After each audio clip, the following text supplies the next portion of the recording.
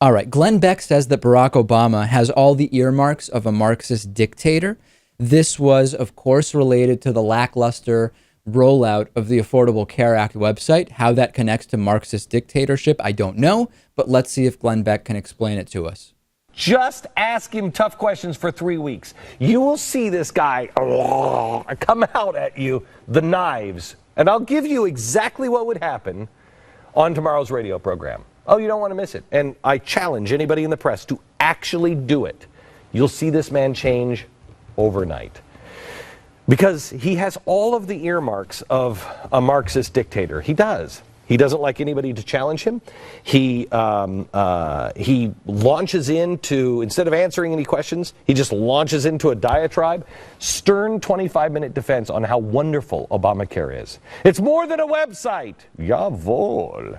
Okay. So Barack Obama, because he doesn't like challenge and he launches into diatribes instead of directly answering questions, he's a Marxist dictator. Funny, Lewis, because don't most politicians not really like to be directly challenged, and instead of just answering questions plainly, they go into elaborate roundabout responses? I thought every politician did that. I cannot right now think of a politician who doesn't. Let's actually analyze whether what President Obama has done makes him Marxist in some way.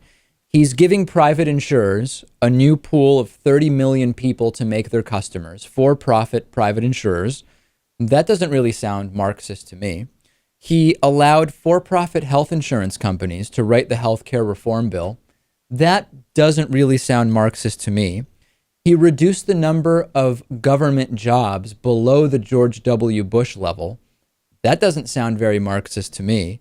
He, on the bank bailout, did basically more of the same. Instead of the national jobs program that many progressives were calling for, he poured billions of dollars into banks, which had its merits in terms of helping the economy, but certainly not what a Marxist would do, Lewis. Financial reform, basically the exact same thing. After the BP oil explosion, invites for-profit oil company BP to the White House for lunches to talk about what happened.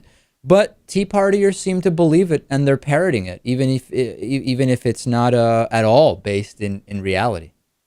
I know, this is sad, and I'm sure once all Glenn Beck's followers looked up what Marxism was, they probably agreed 100% with him. They probably did. So, you know what, it's really sad that this guy can just sit back there and make things up, but hey, you know what, we have to support his right to do so.